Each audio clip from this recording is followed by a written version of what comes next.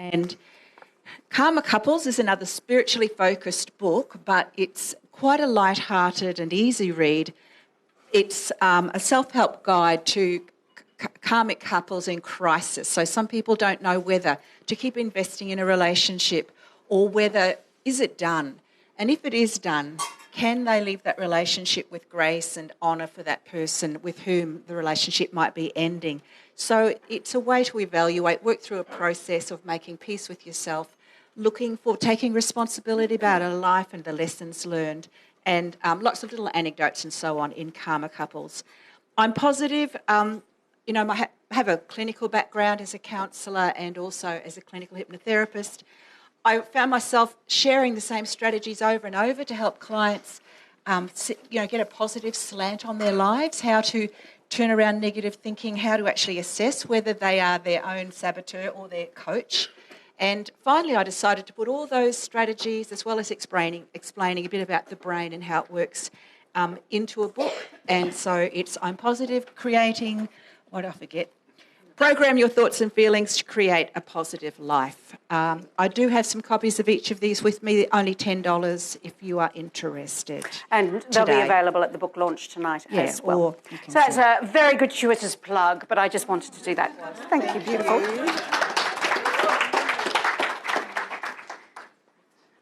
All righty, let's turn that one. I think it's on pause. You might need to turn it off.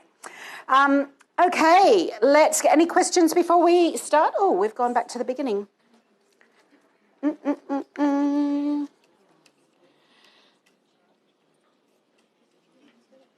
So we're about to go into just a little more on branding before we launch into, because it leads into our books. So I just want to clarify a few other things you're going to need for branding. Where are we? There's the book trailers. Excellent. Perfect.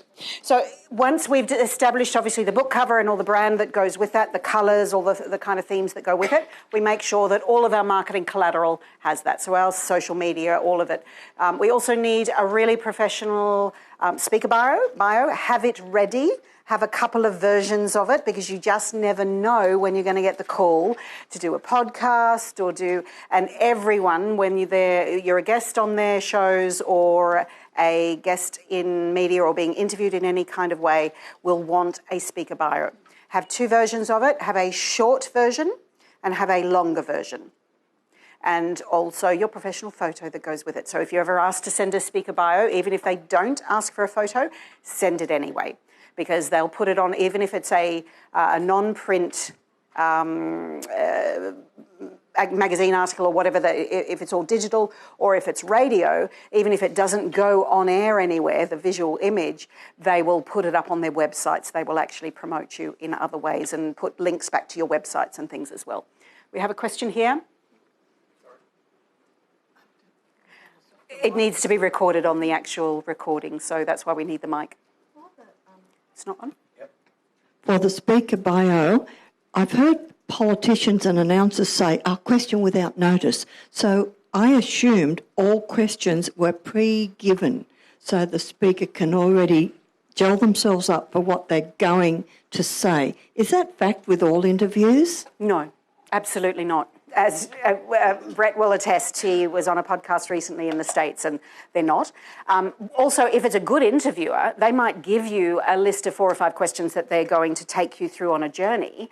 But then because something you mention in your interview triggers something else for the interviewer, you'll end up off track somewhere else and they'll have asked spontaneous questions. Again, it depends on the media, and we'll talk more about media tomorrow. We're going to talk about being on television, radio, we'll talk about print media, we'll talk about those kinds of interviews and podcasts and things, and we'll get into depth in that tomorrow. Oh, another question? Yep.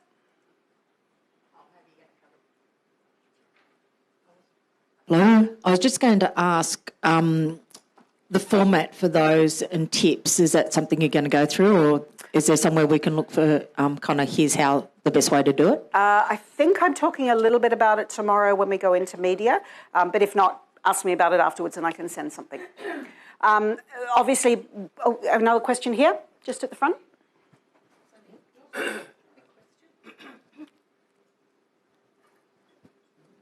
Just on the speaker bio, how short is short and how long is long? Look, short is less than 100 words, so short, yeah, so it needs to be. And again, even your bio on the back of your book, that's your short version of your bio, but it's not your resume. Okay, I want you to tell you, to really make this clear, your bio is not your resume.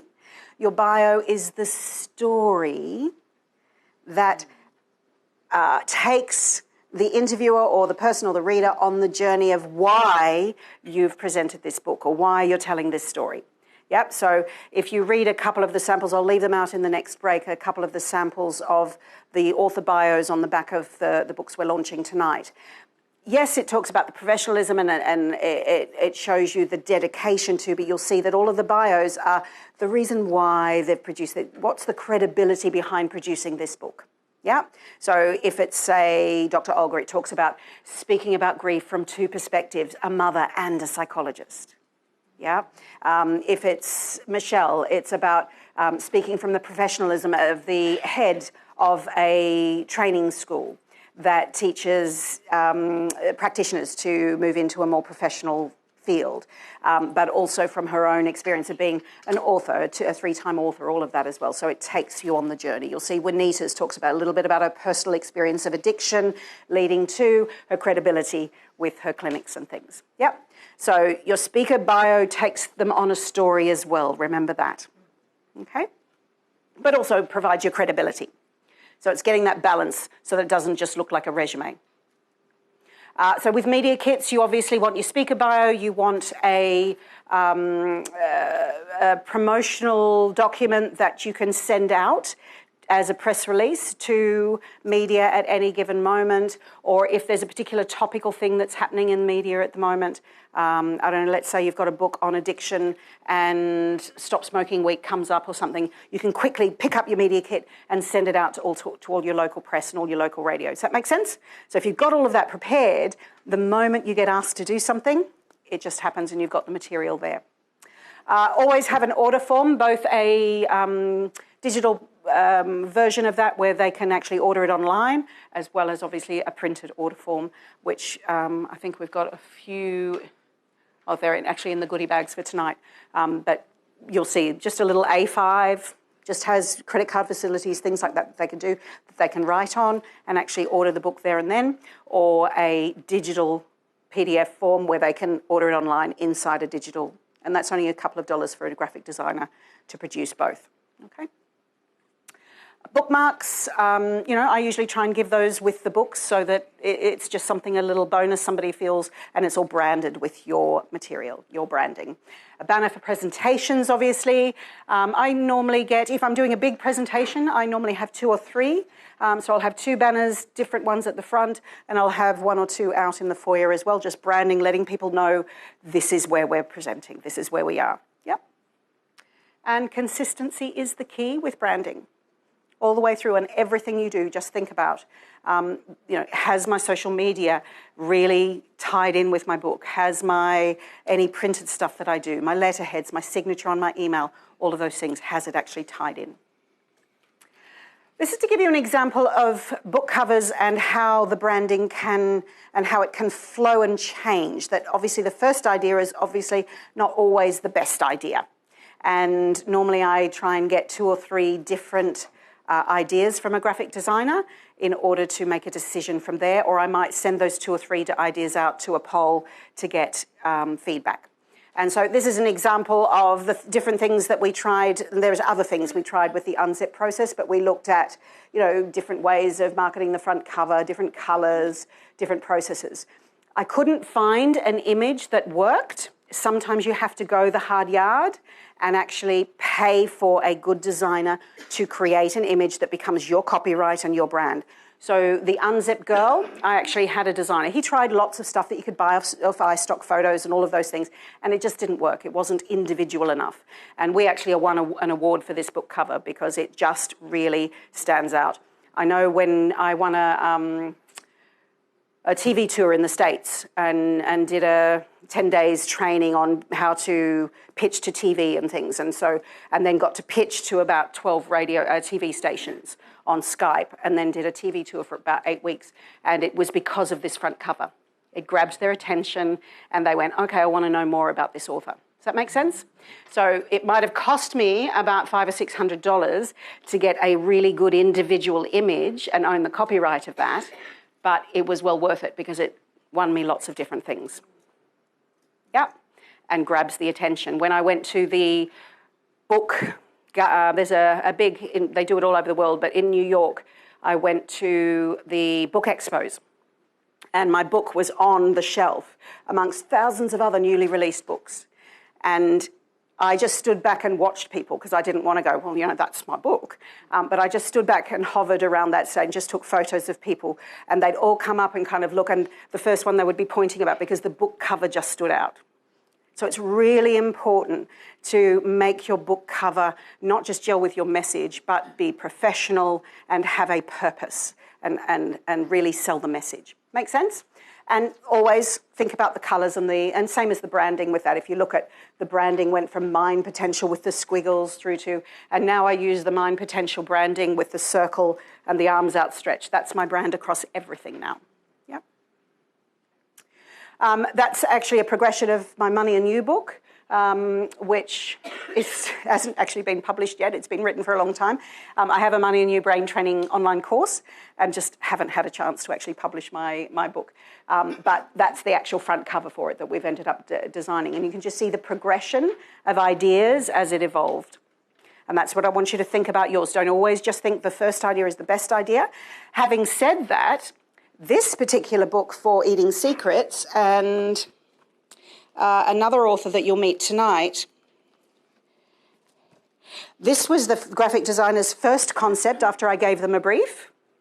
And they went, oh my God, that's fantastic. Oh my God, the authors loved it. And I said, well, let's look at a couple of other ideas anyway, just to be sure.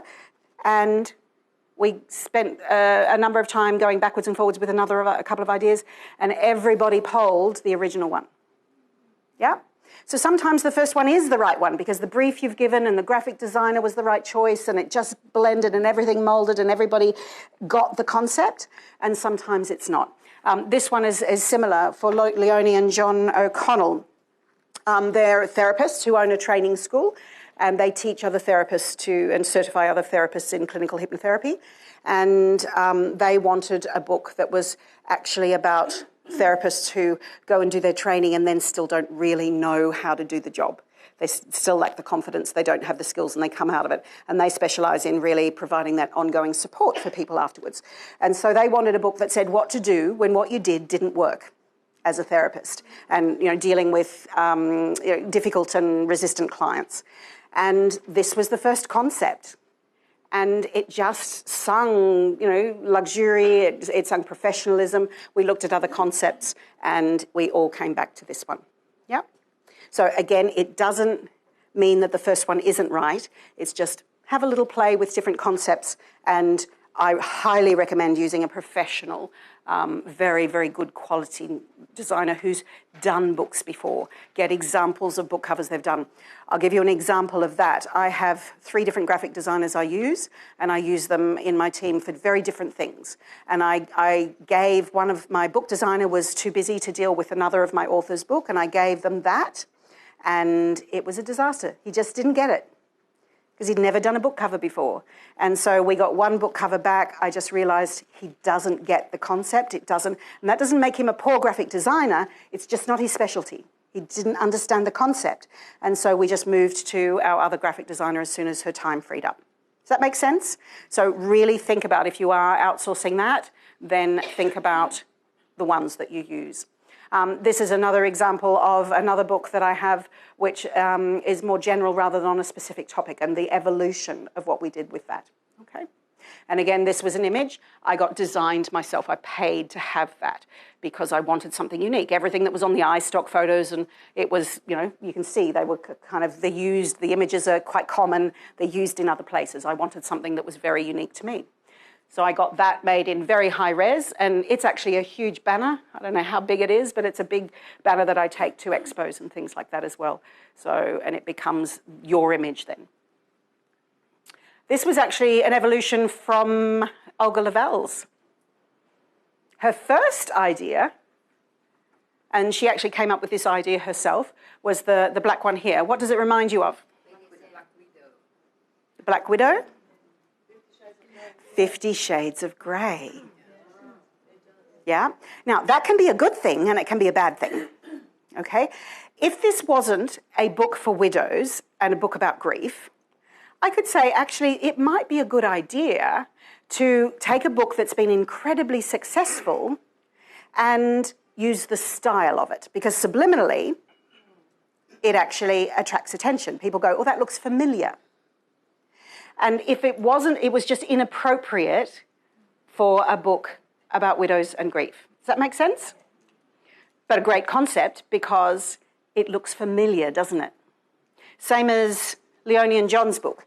This is actually the style of, I can't remember whether it's Rich Dad, Poor Dad or a very, very well-known book. And it's designed purposefully in that style because it looks familiar, it looks professional, it looks luxurious, it looks like it's from a professional experience. And so we wanted that same connection to the book. And so that could be a good thing in your designs. I highly recommend you look at best-selling books that have done very, very well both internationally and nationally, and look at the covers you like and don't like. And then think about, well, maybe if there's one that really resonates with your message, and maybe it is a cover style that you want to be aligned with, then perhaps it might be worth getting something designed along those lines. Yep. And remember, you can't copyright book titles. Book titles can't be copyrighted. So you can have a book title that is the same as another book. You just got to decide, is it worth it? Is it what you really want? And is your subtitle different enough to mean that that book title is important enough? Yep. So how did that cover evolve from the original to Yep. this version? We tried lots of versions of this. So we tried a pink rose, we tried a gold rose, we tried pinker, softer lips, we tried just really kind of more gentle lips, and it just kept getting more and more sexy. Yeah. And it was just the wrong message. So eventually we said to Olga, I know you design it, I know you love it, but are you willing to let it go for the sake of the success of your book? Are you willing to let it go? And I said, what we want is something that ties into you and your husband, that is simple and pure. And the roses, he used to leave rose petals on her pillow every birthday and every anniversary. And that's why we have the rose petals. Remember the consistency of brand and the authenticity. Why did her book trailer move you? Because of the authenticity of the message behind it. Yeah, and there were bits of her husband in that message, with the rose petals falling down and the imagery that took on. Does that make sense? And so the simplicity of that, exactly, and it's like teardrops. Yeah. The authenticity of that book, the simplicity of it. It doesn't need to say anything else, does it? The title of A New Normal, A Widow's Guide to Grief, tells you everything. You don't need a widow crying on the front page. You don't need it. And this is the same book that the scam publishers have tried to get her to republish under their ISBN. And they wanted her to get rid of this cover. They've said to her, buy a new cover, if you're willing to get a new cover designed and give us $3,000 or $4,000, whatever it was, we'll get you a new ISBN. But they can't republish this book, yeah? They have to actually treat it as a whole new book. And the only way to do that, if they tried to republish this book under their ISBN with the same book cover, they can't do that. They have to trick her into getting a new book cover. So just be aware of that. When it's a great book cover, it sells the story, doesn't it? And it's simple. So, yes, well, she rang me going, what should I do, what should I do? And I said, well, hang on, let me just do my research. Let me speak to my insider expert in publishing, and we'll just see who these people are. Have you actually done any research? Have you looked into who these people are? Because at first she was taken away with the very clever marketing, which was, how much would you consider if we did have somebody who wanted to buy the license for your book and publish it in other languages, how much would you charge for the license? They weren't saying we've got 20 people lining up who want to buy the license of your book. They were saying, if we did, and that played to that sense of, oh my God, somebody wants to take my book internationally, and oh my God, that could be incredible. And we just said, hang on, let's put your feet on the ground for a minute and find out who these people are first. It was too good to be true. Maybe it is. Yeah. And so that's what I'm just asking you to be aware of. There are a lot of scams out there in the publishing world because the move into self-publishing has been dramatic. The figures are astronomical. I wish I could remember them right now, but the amount of self-published books that were happening 10 years ago versus what's happening each year now is astronomical. And so there are a lot of businesses out there in the world that are making a lot of money on that process without providing a lot of real outcomes. Yeah? And so just be aware, do your due diligence first. So consistent branding, that's kind of the end message to really what I wanted to flow through there. Not just through the book and your marketing for the book, it then has to flow through to your online course.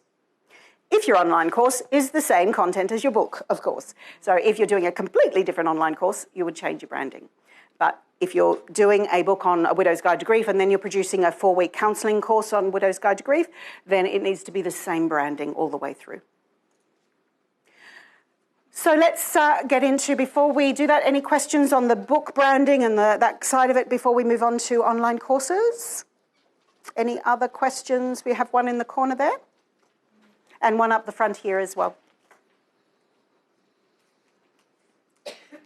Thanks, Maggie. My question is about branding. How often is it okay to change the brand? Yep. And how long, should you keep some element the same all the time? Look, it really depends, and I'm not a branding expert, so you might want to, especially if you're changing a brand that's become very well known, you might want to seek some advice from people who know the consistency of that and how that affects your SEO and things as well. But I believe it's important to keep it fresh. So every couple of years, I try and look at my brand and say, is there anything I can do to smarten that up a little bit? Just to move it into a more modern, fresh look. And so I've just recently had a chance to, after about 4 years of saying I need to, rebrand my website and bring it into modern world and make it more consistent with the modern technologies, because websites have changed dramatically in the last few years as well. So sometimes it doesn't have to be about the brand itself. Sometimes it can be about just the style to go with the times as well. Okay. I hope that answers your question. And then we had a question here. It's not really a question, but just to share an experience with my book. There was a time wherein those kindergarten kids were during the shooting in America. I had a surprise when someone sent me an email and told me that, your book is a potential movie. And then they said that, we can actually market your book to Hollywood. We have these connections, we have this. And of course, you get so excited because you can just imagine getting copyright for your movie. And then, they're playing on your emotions. Yep. And so what I did was I got my sister-in-law in America to check on them. And it was found out that, they can do it, but the potential of you getting into the Hollywood market is really, really nil. But they wanted $10,000 just for that. Yep. So just be careful because, sometimes they may be legitimate. They can really go there. But whether the directors or the movie people will get your book is another thing. But you wasted already your $10,000. Yep. Honestly, I'm putting this plea out to you, all of you right now. There's whatever there is in the room, 45, whatever the people in the room.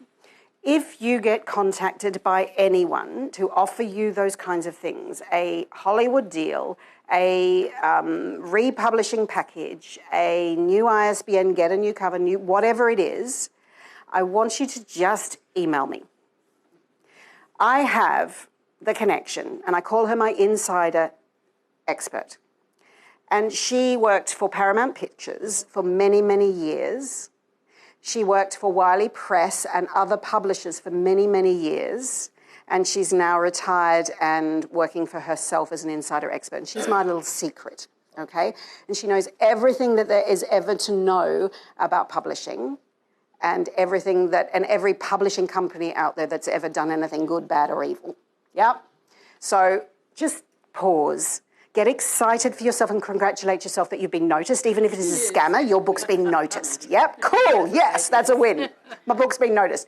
But before I part with any money, is this real? Yeah. And they even send you opportunities to be interviewed with Jack Canfield and all these people. Yeah. But then you have to put in a lot of money just to get there. Opportunities to be interviewed. Chosen, yeah. So they're using great names, opportunities to be interviewed with Jack Canfield, with any of the big names, but they're asking for money up front to do that. Yep.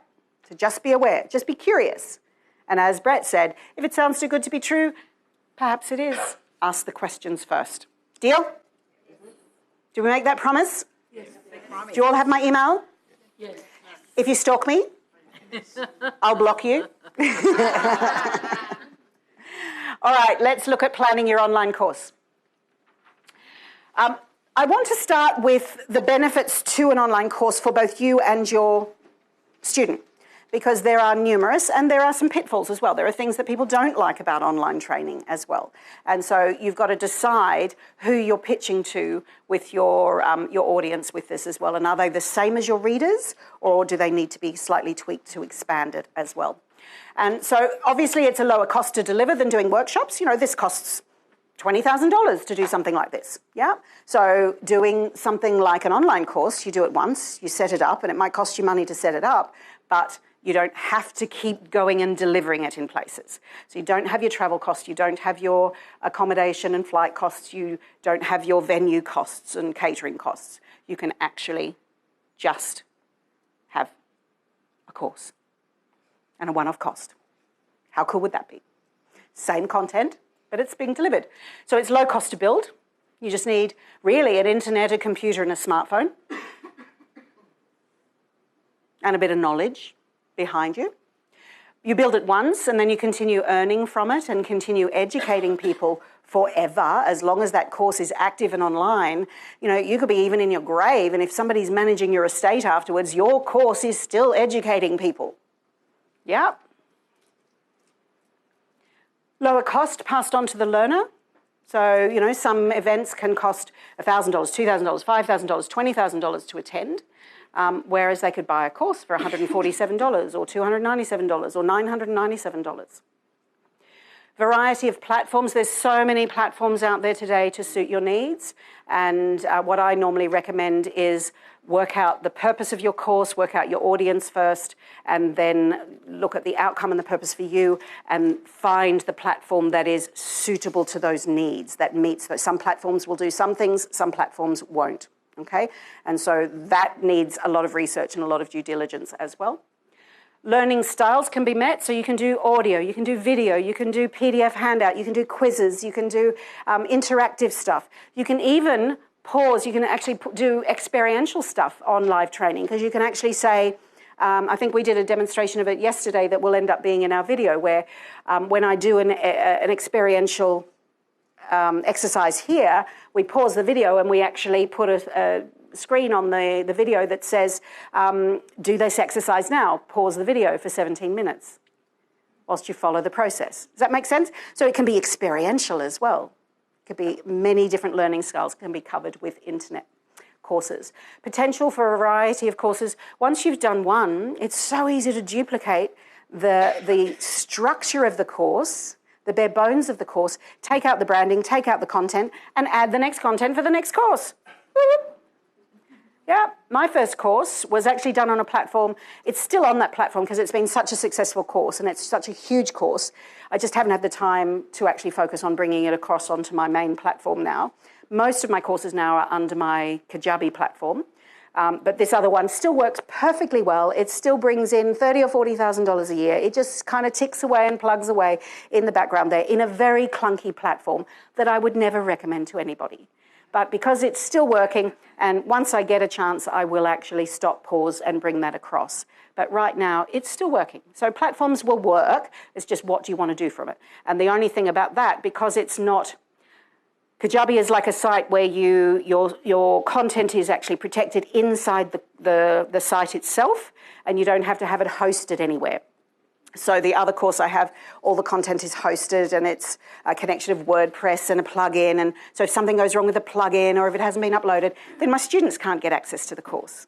Whereas Kajabi, it's one out of many, so please don't think that's the one I'm recommending. I know what you're going to talk about, and we'll talk about that later. Yep. So please don't think I'm recommending that. I'm saying that that's one of many different styles because it suits my needs. Yeah, I've got multiple courses. I've got thousands of students. There's a bigger sort of platform there that I needed to manage, whereas there are ways to start very, very differently to that. Okay. Depends on your long-term goals with it. So learning styles can be met, obviously. There's no restrictions on intakes. Okay? Learners can join any time, unless you're actually doing preset launch dates where you're taking in 20 students every 3 months. Most people, I've got fully automated courses like my Unzip Weight course.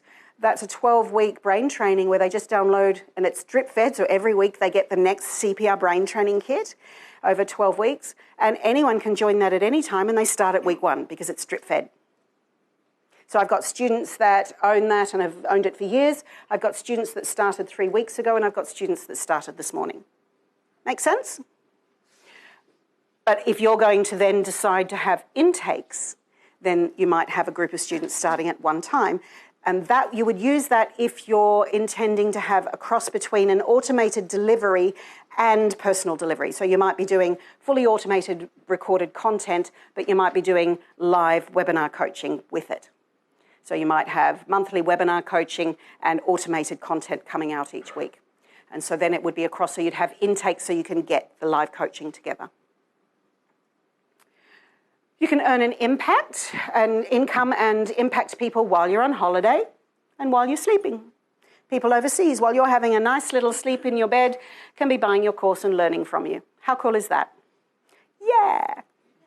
That deserves a yeah. Hang on. Let me say that again. You can be sleeping in bed or doing whatever else you do in bed, and somebody else in the world can be buying your course and learning from you. I said yes. Do you get it? That's really cool, isn't it? Yes. You impacting the world even while you're sleeping. Your message impacts and has potential to reach a global audience. You're not just working with locals. Doesn't mean to say you ignore the locals, absolutely. You need to have a local audience as well. But it opens up a world. It opens up a gateway for you. And once you set up, it requires less of your time. You do it once and you continue to earn and people continue to learn from it. You do need to, once you've set it up, I would recommend it'll probably take you about an hour or two a week to maintain it. But that's pretty cool, isn't it? An hour or two a week, if your course is selling $1,000 a week, and it's really an hour or two a week of your time to kind of just test the marketing or trial something else or keep a video up to date. And then once it's then earning 3 or 4 income, your time, $3,000 or $4,000 a week, your time doesn't change. It's still an hour or two a week, isn't it? To just test the marketing, make sure it's all on track, update a video if you need to. Very cool. The benefits to the learner, lower cost. For you, for setting up a workshop, all of that things, those lower costs are actually passed on to your learner. So your learner can gain access to wisdom from you that it might have cost them $500 or $1,000 or $2,000 or $10,000 to attend a workshop for you. They can now gain access to it for $97 or $197. Yeah?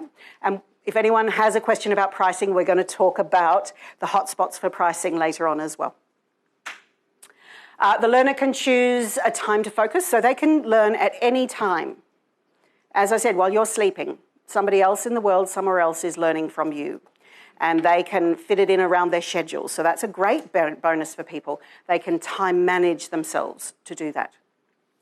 It's self-paced, so the learner can fit it into their lifestyle. The learner can be heard when platform permits interaction. So you can actually have your platform have a attachment to it that you can have an open chat, so it can be either a live chat if you've got an outsourcer to do that, or it can be they send in details and send in requests and you can actually interact with them later on, or have your team, if you've got a team, do that for you. So there's so many possibilities for the learner to still be in touch with you. A variety of learning styles, of course, for them, so they get to see that they can learn in their own way as well. And the learner can learn anywhere, anytime, any location. As long as they've got internet, they can continue to learn. And even some of my courses, they need internet to download it, but say my Unzip Weight course, they can actually, when they get each week's new CPR kit, they can download it to their computer. They don't need internet then. They own that content for life. Yep. But that will depend on what you want to do. You don't have to let them download. You can keep it all within, I call it an online lounge. You can keep it all within the online lounge, or you can let them download material. The learner can revisit previous lessons anytime, so it's very flexible. They can go back to a module, forward to a module. They can do it at their own style or go, you know what, I need to go back. And I do that with my Emotional Eating Solutions program. It's a 14-module course. It's a very, very big course and goes into the real psychology of eating and emotions and the therapy to break through that. And so it's a very full-on course. It's now been running... Oh, I was looking for my Trish. Normally she's with me on a webinar. She helps me manage that. Golly, when did we launch that? Maybe 7 years ago, 6, 7 years ago. And we did it as a launch where it was a timed launch. So we took people on a specific date and there was a countdown to that launch. And I think we had it was a $2,000 course when we first actually launched it. And we did a launch special of $997. And I think we had 13, just with an email campaign, 13 or 14 people take it up in that first week. And then within that first 3 months, we had 80 people join at $2,000. That was the first launch of that course. Yeah. That course has, as I said, been running for years. I now still earn from that course because at the end of the course, I offered a lifetime membership.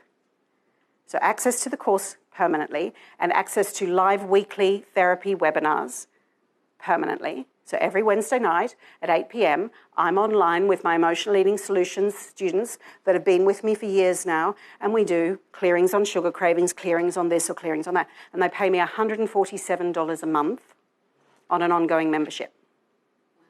So the value of my lifetime client has just escalated dramatically, hasn't it? They paid me $2,200, including GST, to be part of the course. Some of them have been with me for 6 years, 5 years, and they did the course over 14 weeks. I usually give them 5 to 6 months to do the course, so we give them more time than the actual course modules. And then we say, if you still want access to live therapy, if you still want access to all the archives, then it's $147 a month. And about 44% of the people that actually finish the course go on and be lifetime members. And the lifetime of that is normally about 3 years. They drop off after about 3 years. So how cool is that? The course that I put all the effort into years ago is still earning on a monthly basis right now. That's pretty cool as well. That deserves a yes. Who wants that? Oh, yeah. But the key is, because we're always assuming the content you're giving, whether it's in a book or an online course, always assume it's the best anyway. So they get more than that value because I always over-deliver. And that's what I want you to keep in mind as well, whether it's a pre-automated course where the content is still, once it's uploaded, it stays that way, or whether it's a cross between an automated course and an interactive course with webinars and things involved. The content has to over-deliver on their expectations. That's why my students stay with me for so long. Because I come from a place of authenticity that just wants to give and wants to make sure they've got everything that they need. Okay? So the learner then can revisit at any time. There's no restrictions for them on intakes. Learners can join any time as well, if that's the way you've set it up. So if they want to join today, if they read about it last week and then go, oh, actually, I remember I read about that course, I want to do it now, I'm ready, they can join this week and know that they haven't missed out. And there's individual contact if you decide to do it that way through forums and support groups. And nowadays, even in live Facebook groups. I actually have Facebook groups that are attracted, like I have an Emotional Eating Solutions Facebook group where the members of the program can be part of that secret group. It's set up as a secret group, so no one else can see the content, no one else can even know who's in the group, and we get online every now and then and actually work through. We do a webinar on the weekly webinar, and then we get online and sometimes stream that live for them as well inside that group. Yep, so their identity is still protected. Okay. And live Q&As and things as well. So the growth of online learning has just escalated dramatically. I do have some stats here from a 2017 survey. And I know there's a new one out from this. They do it every couple of years. And so I'm waiting to get those stats for the latest shift because I know we'll have had even more growth as well.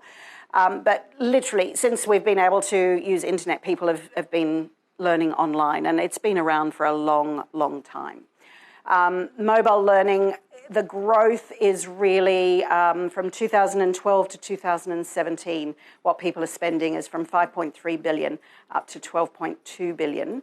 And the projected growth from this statistician, they do statistics on, I can't remember whether it's 600 or 800 online course developers, and they research them and do a survey with them every few years and get their stats on what are the statistics on their finishing rates, what are the statistics on who's buying, who's not, what are the hotspots on price points, all of those things. And I've kind of tried to summarise that for you in a couple of slides. So what does that mean for you? Obviously, the population is come to expect that learning online is okay, yeah? And that actually some people prefer it. Who prefers it? Yeah, quite a few in the room. I like a combination, personally. For me, I love online learning because I love to get through it at my own pace, and I like courses that have the speed thing on it where you can go from ×1 to ×2 to ×3, so I can, because I'm a speed listener and I can just listen to it on fast and go, oh yeah, I got that. Oh, I need to slow it down and re-listen to that. And then I like the ability to then interact with somebody as well. So you just want to think about what's your learning style. Maybe also, what would you do? Poll your audience and find out what they prefer as well when you're putting together your course. That's a question. I really can't understand it. When everything's out there on Google, why will people pay for courses? It's a very good question, so we'll just wait for the microphone. Get it together, mic runners, come on. That's a really important question for everyone. My web guy tried to get me to do online courses a couple of years ago, and I said, everything's on Google. What can I give them in a course that they'd pay decent money for that they can't already find? And I still don't understand it. I know he explained it to me, but I still don't understand why people would pay all this money for a course when 10 minutes research find the same information. Mm-hmm. Who has an answer to that? I got plenty, but we'll listen to here. We'll start here and move it around because there's a lot of feedback on that one. Part of it's quality information. You can Google anything you like. Like you can Google EFT, and if you go to Wikipedia, it'll say it's trash. Is that true? No. Is it based in science? No. Part of it is interaction. People want social connection. And I know I like social connection when I'm learning, whether it's online or face-to-face. And, yeah, you can Google anything, but you're not going to get that. Yep. And it doesn't mean it's correct or quality or that you're going to connect with if there's no trainer to connect to. People will come to me because I'm a social worker, so I get a lot of social workers. And what the message is in that? But if we're trying to set up a course... Yep. Just pause. Let's not go with your little voice in the head for now. Just listen. Yep. So people will come to me because I have a holistic framework. I have a background in natural therapies and in social work, and I bring all that together. My training I offer is different to what everybody else offers for EFT. It's unique. They don't get that from Googling. Yep. They don't get me. Exactly. And they don't get your story of how you've brought it together and brought your unique way to them, your understanding of it. When they're Googling information. Somebody else had... You're not providing information. So what Cardine said was really important. And another thing to that is people want packaged message.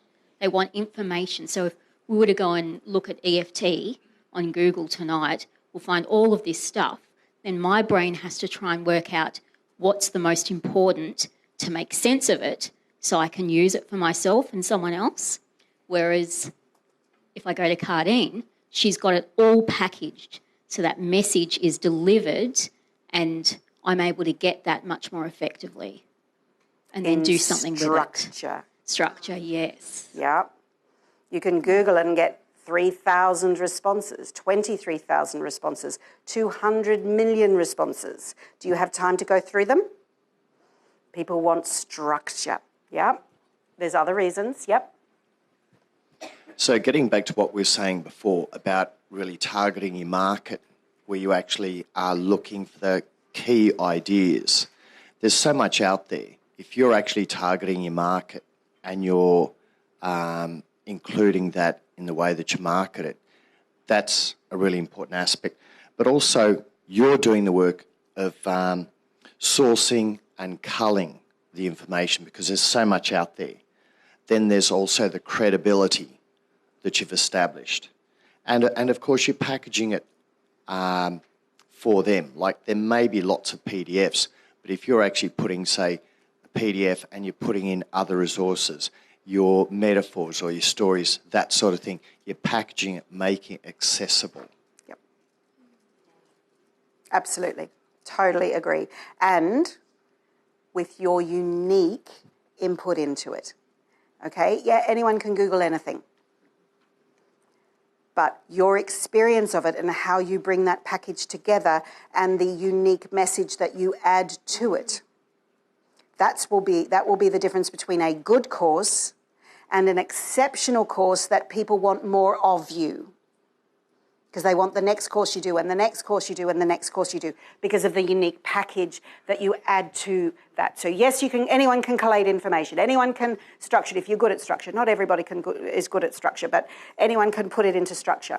But if you haven't added your uniqueness to it, to your unique audience and added the time into your message to actually find that unique message and find out what it is that they want in the structure that they need it, then your course becomes an exceptional course as the go-to rather than just any bit of information found on Google. Yep.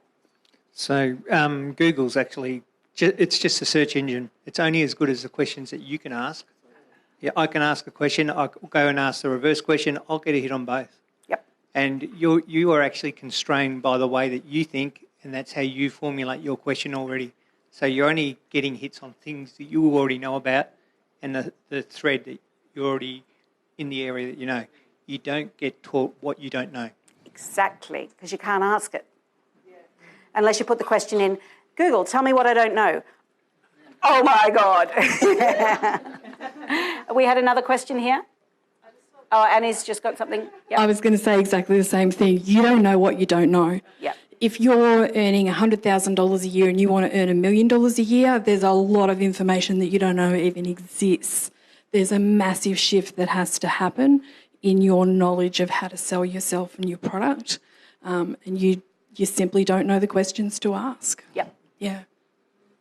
Very good answer. Yep, and then we had something here. I suppose it's timing as well, because everyone's time poor these days, and you want to know that you can achieve a certain outcome, the answer to your question, or the outcome to what you're searching for within a certain period of time, be it 4 weeks, 14 weeks, an hour, or whatever it is kind of thing. So you can schedule that. Whereas with internet, Google research, how long is a piece of string? When do you reach your destination? Absolutely. These are all great reasons for producing an online course. You had something here as well? You could also have a certificate of achievement or something like that, but that also creates that endorphin release, the sense of accomplishment, pride, and it's linked to your brand or that course, and then people want more of that as well. Absolutely. So, one more, and then we'll get moving. Also, Googling, you can't get feedback on your learning. And you can't get CPD, like continuous learning credits. That's exactly what you've for said. Googling. Yeah. Yep. Yeehaw. We think there's enough reason to do an online course? Hell yeah. And there are many more as well. And it really is the journey and the experience. It's like your book. If you can take them on a rhythmic journey through highs and lows in their learning and achievement levels in their learning, where they are getting certificates along the way or doing quizzes along the way that help them see how far they've come. So they're recognising the levels of achievement that they're coming along the way. And if you, especially if your course is, want to be part of a certification for something, and you're providing that certification at the end of it if they complete the course. So there's that potential for it as well. Like I know, for example, Michelle with her book, Intuitive Gifts at Work, she has an online training school, a physical training school, an academy, and will provide the certificate of completion at the end of that. And so her online course aspect to it will offer that process as well. Yeah? Does that make sense? So it depends on your reason for wanting to build an online course, isn't it? Yeah? And it's about finding a good enough reason for yourself to do it. And if you can't find it, then don't build one. Yeah? If you're not doing it authentically, don't build an online course. Deal?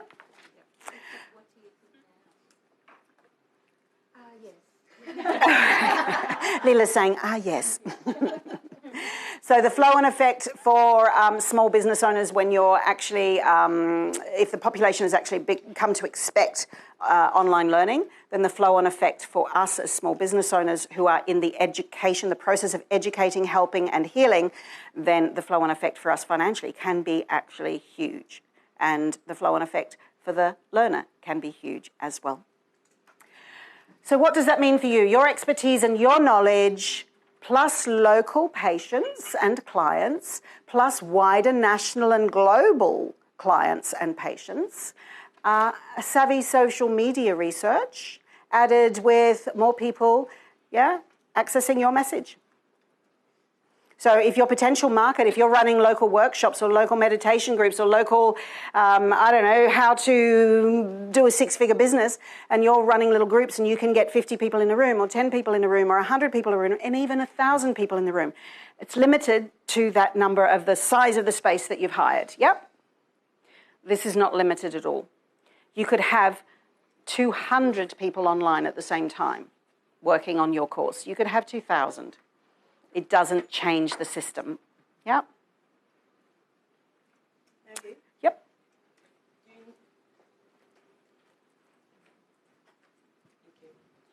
Do you need qualifications in order to run something like this? And if you do, when you do give certificates of participation, once again, do you need to be certified in order to be giving something like that? There's no legislation around who can build an online course or not, but you have to be working from authenticity. So if you're teaching something you're not qualified to teach or not an expert in, then it's about being as open and honest about why you're doing this course and your credibility and authenticity in doing that course. And then it's up to the learner to decide, do they resonate with your authenticity and credibility? Mm-hmm. So you don't need a certificate or a diploma or a degree in online course building, but you need to be very qualified in the work that you're teaching. Yeah, there's life education. So, obviously I've been involved in educating myself, but I'm not a qualified educator or qualified, hypnotherapist or, Then you have to be honest in your... in your opening credits about who you are and why you're teaching this course, there has to be a good enough reason for your learner, or your learner's going to go, well, she's saying she's not credited in that and she's not doing that and she's not actually a hypnotherapist, but she's teaching me hypnotherapy. Then you'd be interviewing experts who are in that course. I won't necessarily, for example, be teaching like EFT or hypnotherapy, but I can share my learnings from that and my experience from that. That's very different. If you're sharing anecdotally what you've learned from an experience, as long as you're being very open and honest that this is an anecdotal learning, that you're not saying you're qualified in this to teach it, then that's the authentic line. Yep. Another question at the back here.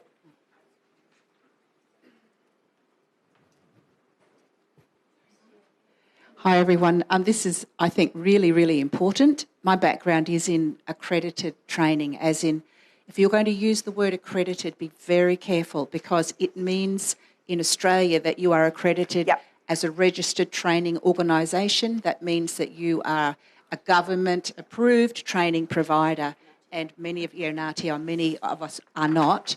So be very careful. Never say, even if you're giving accreditation in something, never call it accredited training as a statement, because that implies that you have a government-registered course. So it's not accredited training. You just need to be upfront and say, no, this is not a government-approved training program, but, but this still has industry standing. Or you might say, but, this is contributing towards your professional development and understanding and your expertise in this area.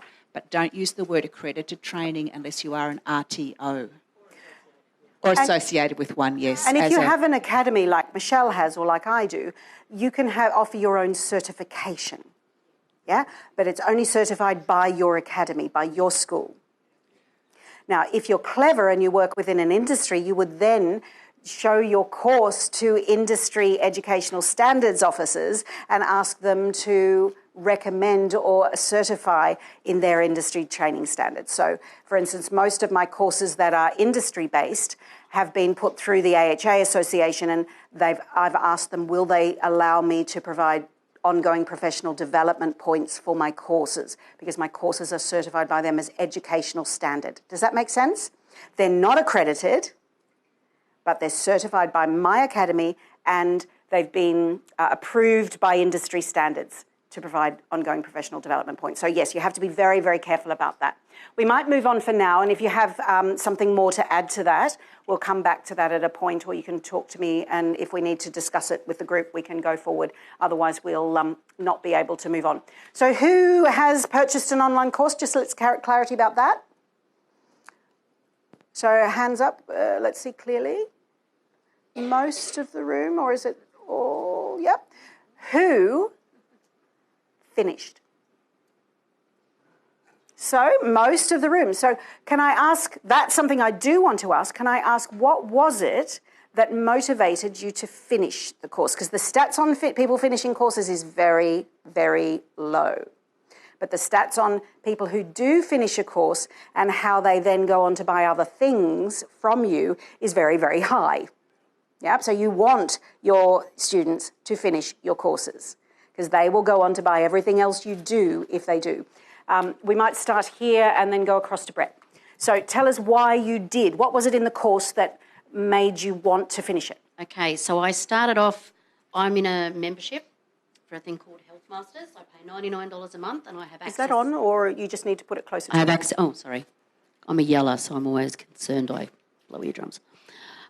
So I purchased $99 a month so I can have access to any of them for CPE points for me. Great. But you happened to be one of the ones that came across. And I heard a tidbit, I read a little bit about you and I went, that looks interesting. I've already paid my $99. Let's have a look. I watched one of yours, your very first one. And the thing that continued me watching it was I got instant gratification. You gave me something I could implement straight away. Do you hear this? I want you to hear these tips and write them down. This is really important. And do you want to know a sad fact? Consciously. I've got a printout of one of those pages in my bag today, which I brought with me because I thought I could still fill some stuff in on it because I missed a bit. Yep. So I did this consciously in the design of every module. So what did we do? We had instant gratification. Yeah. Then what? I could actually download and apply it. To your microphone? I could download and apply it straight away. Immediate action. I got them to take immediate action. And again and again and again. Yep. Anything else? I don't know, you were engaging. I didn't go, hi, I'm here to teach you how to do an online course and we're going to make sure that it's really interesting and fun for you. And I was not paid to say this, by the way. Just thought I'd say. I didn't even know you were coming and I didn't even know you'd done the course.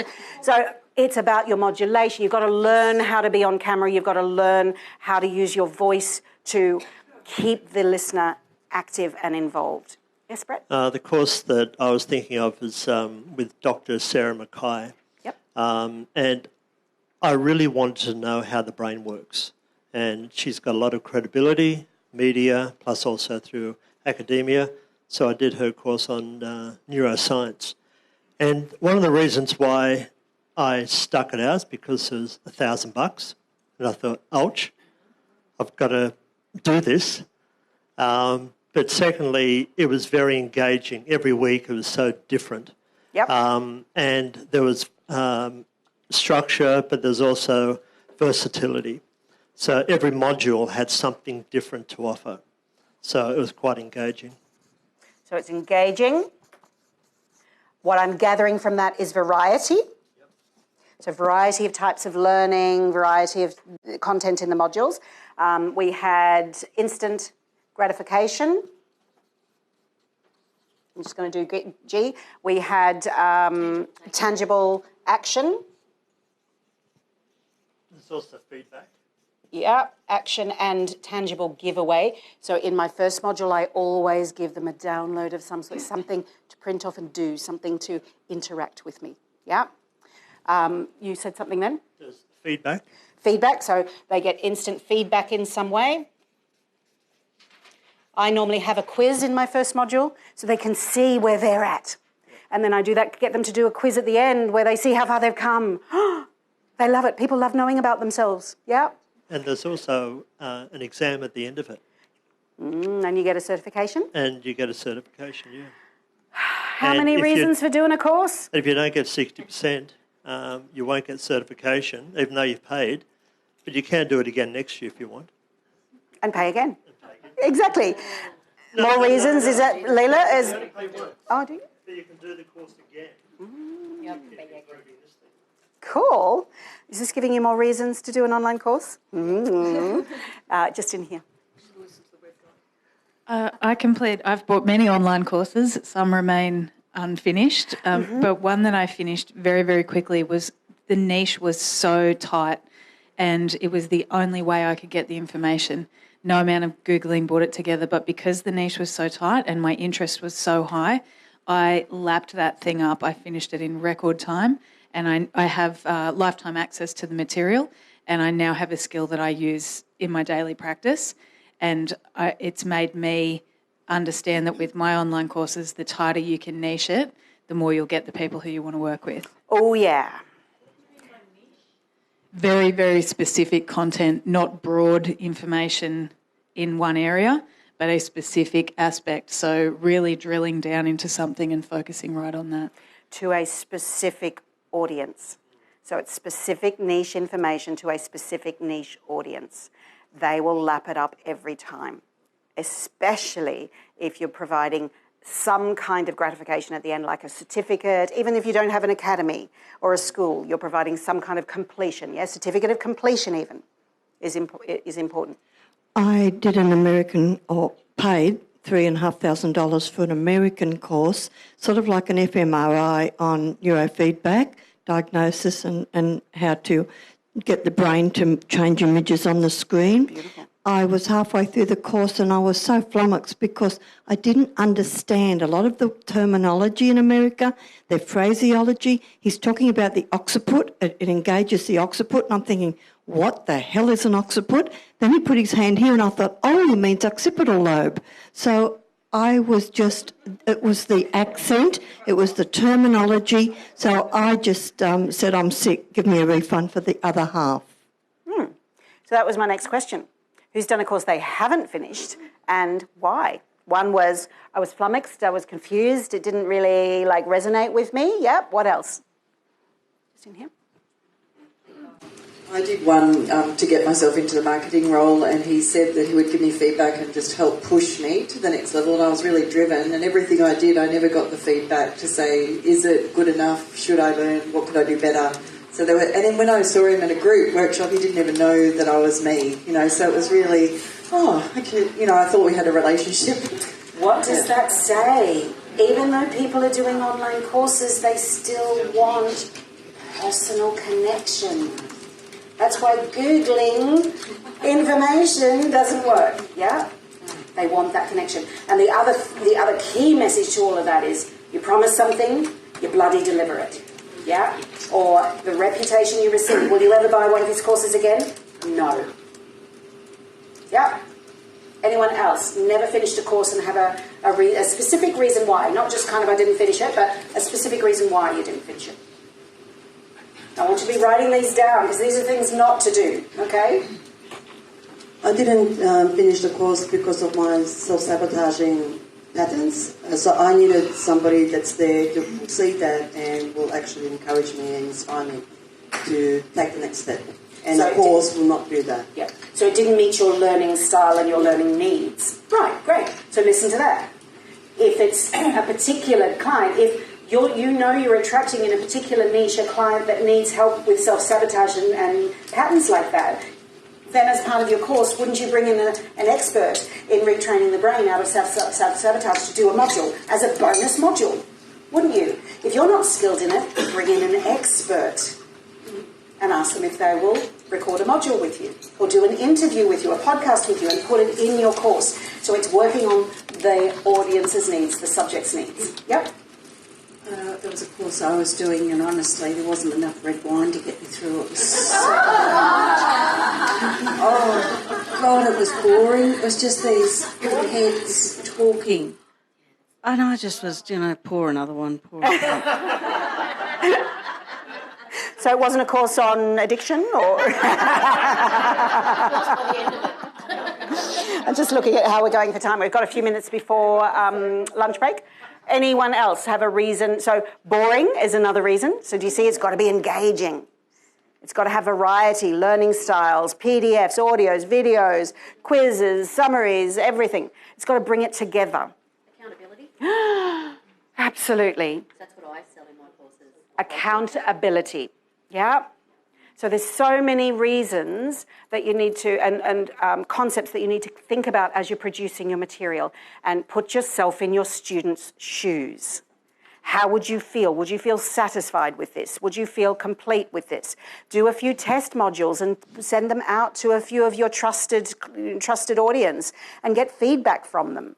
And tell them, again, don't blow stuff up my whatever. Tell me the truth. Tell me, is this actually doing what I'm promising?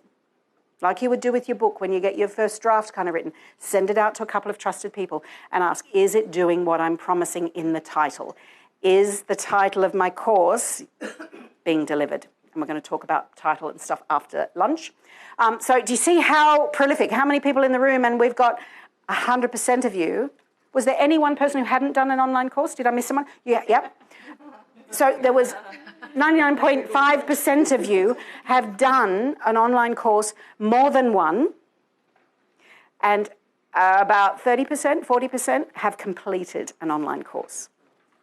They're the important stats. I want you to think about that. Only about 30% of the people that purchased their online course completed it.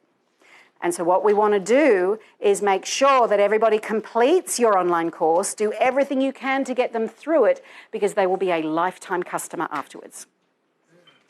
A lifetime customer. They will buy everything you do. If they get through a course and they get that great endorphin hit that says, oh my God, I completed this, and you listen to them, you provided over their expectations, you provided more than they could possibly hope for, and you made a connection with them somehow.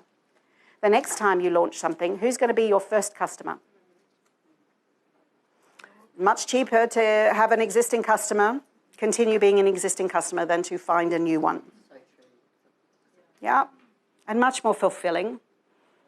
Yeah, so much more fulfilling when you've got a database filled with people that have been with you for 10 years or 12 years, where you just know they're there because they're still learning, they're still loving, they're still connecting, they're still feeling supported. So what would having an online course mean to you? You've got to think about, what's your reason? Like we thought about with your book, what's the purpose of having an online course? For your book, what's the purpose of having a book? Why are you doing it for you? Not just why are you doing it for your audience, but why are you doing it to you? Is it about freeing up time? Is it about leaving a legacy so that people can learn long after you're here? Is it about financially plan for your retirement? Or just helping your lifestyle right now as well, of course? Helping you achieve a personal goal? Is it about you just knowing you've always meant to do it? Like, you've always meant to be an author. You've always meant to be an educator. Is it a personal thing? Is it about reaching more people, having that global aspect with not just a book, but with tangible learning? Is it about becoming an industry thought leader? And it might be more than one of these reasons, but I really want you to have it clear in your mind the reason why, because your why is the reason that will keep you motivated to complete it. Because the amount of people who start building an online course, like the amount of people who start doing and learning from an online course, the amount of people who start building one and end up finishing it, like the amount of people who start writing a book and 3 years later haven't actually published it. Yeah. So it's so important to, like with our contribution statement, to keep connected to our reason why. Is it about allowing expansion for yourself and your business and your market, providing an extra income stream, and of course that automated side of it as well, and the opportunity to scale? Is it about providing an exit strategy for your business? Think about that. Most of us as healers don't think about our business as a small business. But what do small businesses do? You know, we own the Beaumont Tiles franchise. We've already thought about our exit strategy for that. Does Michael want to be slogging it from 5 a.m. till 5 p.m., you know, for the rest of his life? Hell no. We've already planned as a small business owner an exit strategy for that business. We have a plan. Do you have one for your healing business? And with an online course, perhaps you do. It means that you can step out of doing, as you decide you want a different lifestyle, you can step out of doing more one-to-one and slowly reduce that, but still maintain a lifestyle and an income. And is it the same as your book? Is the reason why you're doing the book the same as why you're doing the course? Or does it add and expand to that? Does that make sense? So we're going to move on to the basis for e-learning. It's 12:29. Let's go and have some lunch. Oh, yes. I'm not very good at handing these out, am I? We have, obviously you've noticed we're recording the, have I got that form? My green one is not that green one. Anyway, it's a form that the guys are going to hand out right now, or you've already got it. We've been recording this. It'll be in 12 modules because there's 4 segments each day, 4 less sessions each day.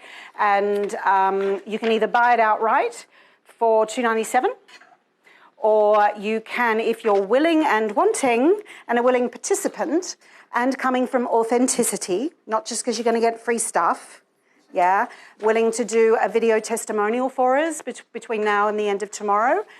Carlos and one of the team members will help you organise that and make it safe and comfortable for you. They'll kind of interview you and make it easy if you're not used to being on camera. Then you can have that video package for nada, for free. So if anyone would like to do that and wants to really go through, if you're thinking about either doing events or want to really go through the online course stuff or the book stuff again and have that at your own learning leisure as an informal online course, really, isn't it? Then you're more than welcome to have that free of charge if you do a video testimonial for us. Cool. So if you're interested in doing that, just register with one of the team members before you leave for lunch and just fill this out. And instead of the price and all the details, just cross all that off and put video testimonial. And we still need this because we need to actually register to make sure the video testimonial matches up with everything and we don't charge you. We don't want to charge you, doll. So, yeah, have a wonderful lunch and just let the team know if you want to do this.